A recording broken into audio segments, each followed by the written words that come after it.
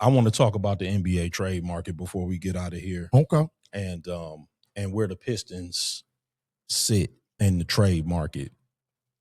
Because with some rumblings that Giannis had requested a trade, Anthony Davis is available for trade, but now he said he would never ask for a trade. Yeah, whatever. There's been some rumblings about Ja Morant being traded.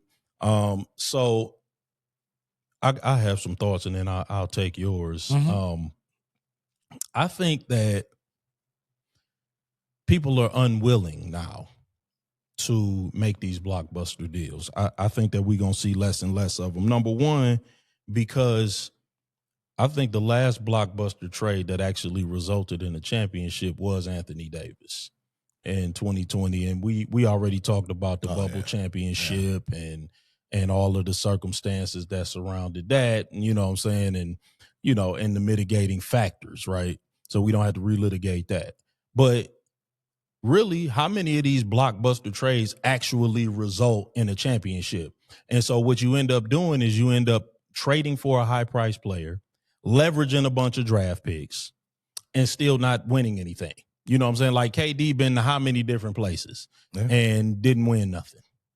You know what I'm saying? Like he signed with Golden State in free agency, but then trade, and what has worked out? You know what I'm saying? Like all of these superstars going to these different places, and it was reported that they wanted 4 first-round draft picks for Giannis. Same thing with Lowry Markkanen. Like I heard somebody wanted 3 or 4. Like Danny Ainge looking for 3 or 4 first round for what? Well, Danny Ainge is a professional fleecer. Yeah, but nope. Who's going to do that? Because Lowry Markkanen is not delivering any championship wherever he goes. The same thing. Like I'm seeing the Pistons connected to Michael Porter Jr. and you know what I want. I mean, like again, they got Kuminga toiling on the bench. I'm like, I trade Tobias Harris straight up for Jonathan Kuminga. No draft picks, no nothing. Give me Jonathan Kuminga. He 23. He fit in with the young guys here. Tobias Harris is an expiring deal, and they make almost the same money. That's the only thing that I don't feel the burning need for the Pistons to make a trade, particularly if it means leveraging the future, because I don't know that there's a trade out there that gives us a better chance to win a championship this year. Right. You know what I'm saying? So I'm like, I feel like, I'm a little bit more optimistic about our chances to win this year than you are. I don't think that we would be the odds-on favorite to win, but I feel like we could win this year. If we don't, I won't be heartbroken. I say that now, but if we make a deep run, I probably will be heartbroken. But I'll give you a chance, man, to comment on all of that, man. What do you say about these big blockbuster deals?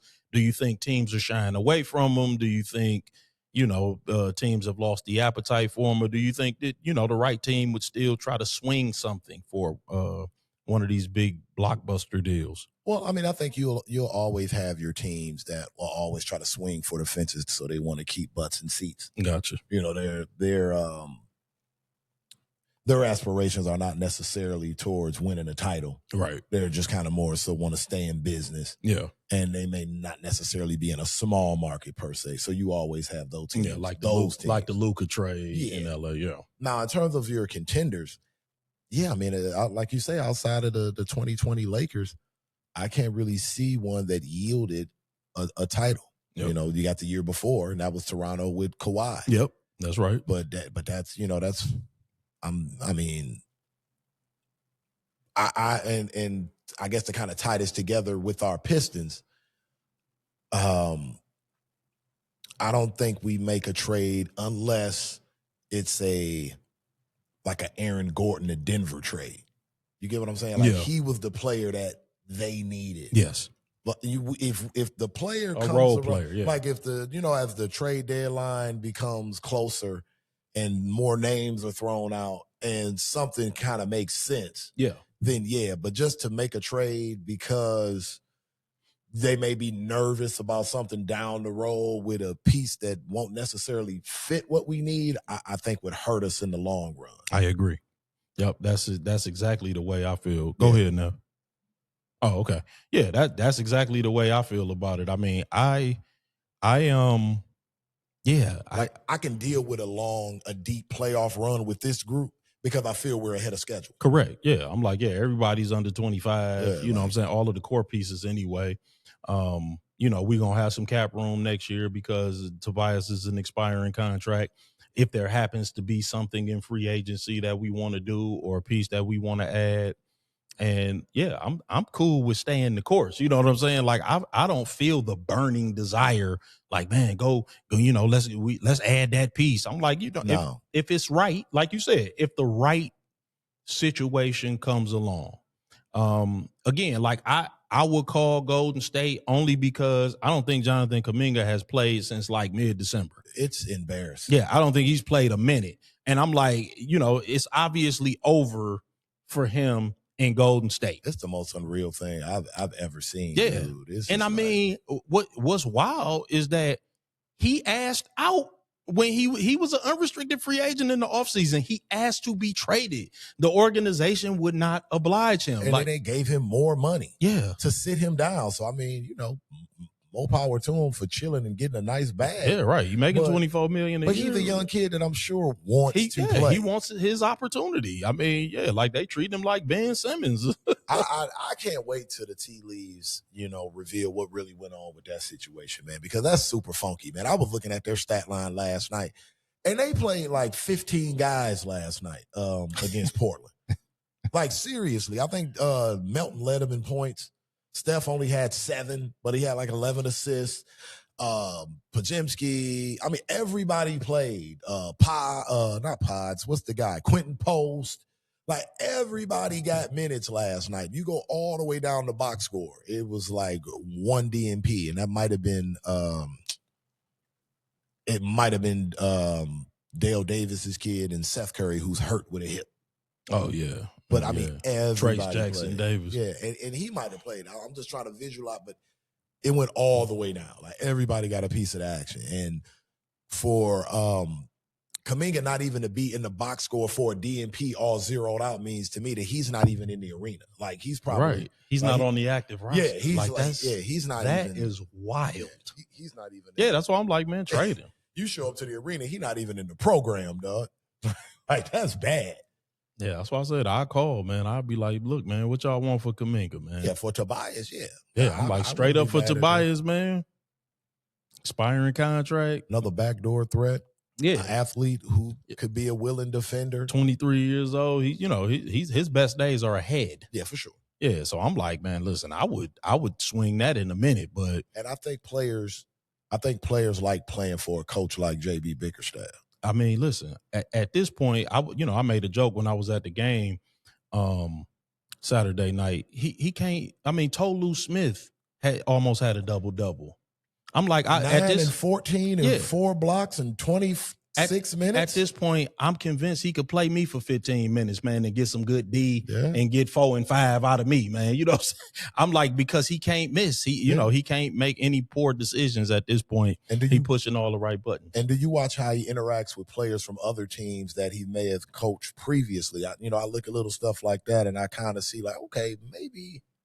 Yeah, man, he's outstanding. And that kind of goes a long way when you get a guy that may have not have been the fit that they thought he would have been at another place, but you can get him to buy in here. Just give him the coach of the year and give Trajan the executive of the year. Just go on and give that now, man. You know what I'm saying? Like, we can wait on K's MVP, but y'all can go and give them awards out now, man. And Trajan didn't really do a whole lot. I mean, but he pushing all the right buttons, though, man. I mean, like all of his picks and everything. Sometimes standing pat and sticking to your guns is the right move. Yeah, man. So, at any rate, man, we'll wrap it up on that. Go ahead, Neff. I know last week I asked y'all about your confidence level in the Pistons for this season. Yep. And it sounds like y'all are pretty confident in the future of the Pistons. But you don't think there's not a point to be urgent about this year, even though I don't think anybody wants them to make a rush move just to make a rush move. But if you look at the Eastern Conference, the window might not be this open ever again for the next couple of years. Mm-hmm. You got New York, who's in their title window. Boston's going to come back eventually once they get Jason Tatum back. Sure. You got Philly, if they can maneuver around this Embiid, Paul George fall off, and they can work around. And once that money comes off the books, they have a 2-guard combo that they can build around with Maxey and Edgecombe. Yeah. You still got Cleveland lurking around. Yeah. If they can get the coaching situation right. They actually scare me more than anybody. Like, is there a sense that, yes, we don't want to rush it, but there needs to be some urgency? Like, this might be our only chance to really get it done. Not to say that the potential isn't there, but what's to say this isn't 2021 Atlanta all over again? So I'll answer first, man, and then I'll throw it to the people's champ. So yes, I mean, listen, I think, you know how I feel. Like, in professional sports, the future is now. I'm always urgent about winning championships. That's why, I think that even really good head coaches like John Harbaugh and Tomlin, not to harken back to previous topics, but, like, even when you let them go after a long tenure, I think that it's the right decision if you're not moving toward championships. But in terms of the Pistons, I think that I'm not nervous about this year because, number one, history tells us that you got to make a couple of deep runs first. Even though, that's been defied before, but typically you got to make a couple of runs first before you win a championship. That doesn't mean that I don't think we could win this year. But secondly, and most importantly, I don't really see that piece out there that makes us a championship contender immediately. Like, if I saw that one guy out there who was attainable and that made us a championship contender without us having to leverage the future entirely, and then when you do that, you're not a championship contender anymore. So, like, and I'll give you an example of what I'm saying. So, like, Giannis is available, right? But they going to want four first-round picks. They going to want probably 2 of your young core pieces, right? So you're probably going to end up giving a Sur up, maybe Duren, right? So if you do that, then are you a championship contender anymore?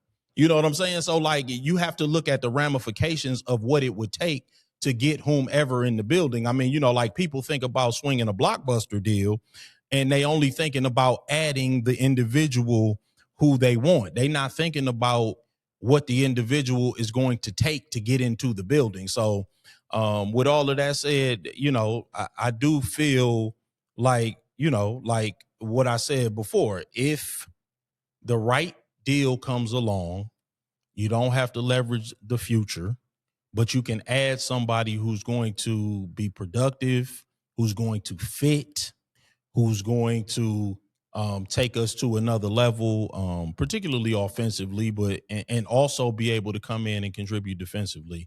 I think that's the right move. Otherwise, I'm not burning up to just swing a trade just to say we did something, because that's what a Michael Porter Jr. feels like. Like, I don't feel like he brings us to another level. He doesn't make us a championship contender, in my opinion. But we'll say the people's champ. Yeah, I would never advocate punting a season per se, or anything of that sort, or taking an opportunity for granted in terms of the landscape of the Eastern Conference. And the reason why I'm not as concerned is we have Cade Cunningham, we have Jalen Duren, and we have, I believe, culture here. Yes. If we didn't have those 3 things, then I would be a little bit more susceptible to maybe want to catch lightning in a bottle. Yeah. And in terms of maybe try and make something happen. But the fact that you have a post cornerstone piece and a point guard cornerstone piece and a culture permeating in terms of, like, back to what we know, defensive intensity. Yep. I think, and with Trajan, as you mentioned earlier, I think, we have the personnel up top that can make sure the pieces that Cade and Duren need, will be available and accessible to it. So Yeah. I think as long as they keep those two guys, they'll be in the hunt. Just to piggyback that point, and then I'll throw it back to you, Neff.